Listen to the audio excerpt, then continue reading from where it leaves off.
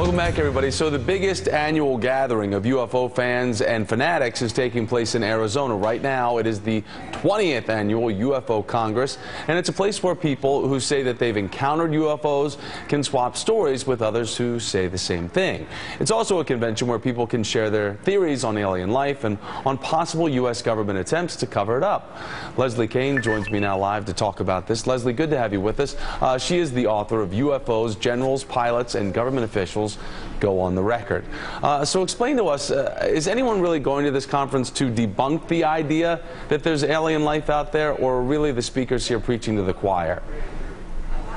Well, Thomas, no, I don't think there are many debunkers there, but I also don't think it's just fanatics and people that are just sort of having fun. There are also a lot of serious people at this convention, and I think the organizers are really trying to encourage that kind of involvement. There are two colonels there. There's a former official from the Ministry of Defense in Britain that's there, a former defense minister from Canada. So what I'm trying to do as a journalist, and I think what others are really trying to bring forward the most officially documented, serious information that we can that points to the reality of some kind of a phenomenon for which we really don't have an explanation for. Certainly we know it captures the imagination of all of us thinking about, alien life. But while you're there, what is the most compelling thing that you have heard that would make you think, yeah, maybe these UFO sightings, there's something to them, they're legit?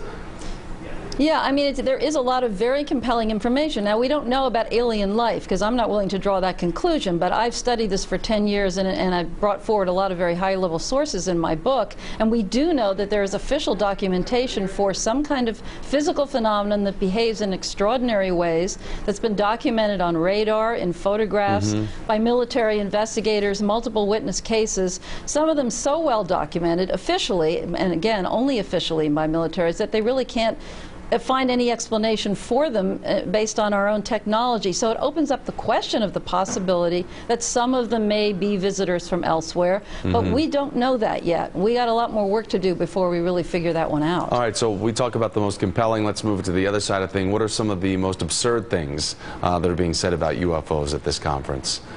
Yeah, I mean, there are a lot of people that, there's lots of conversations that people have about they talk to aliens, and there have been all kinds of crashes and bodies recovered, and, deep, dark government cover-ups have been going on for decades. I mean, there's a lot of mythology around the subject, and there are a lot of people there was people there talking about how they are part alien themselves. All kinds of people selling T-shirts, and this is the kind of thing that I find very difficult to deal with personally, because I'm trying to bring credibility and seriousness to the subject matter, and this kind of stuff just sort of attracts an attitude of ridicule, which is really a problem anyway. So it is a whole mixture of people that come to these conferences. Leslie, why years later, since this has been, evidence or people saying that they have had evidence, I think people probably wonder why there hasn't been more definitive or concrete evidence to move forward the talk and claims of UFOs.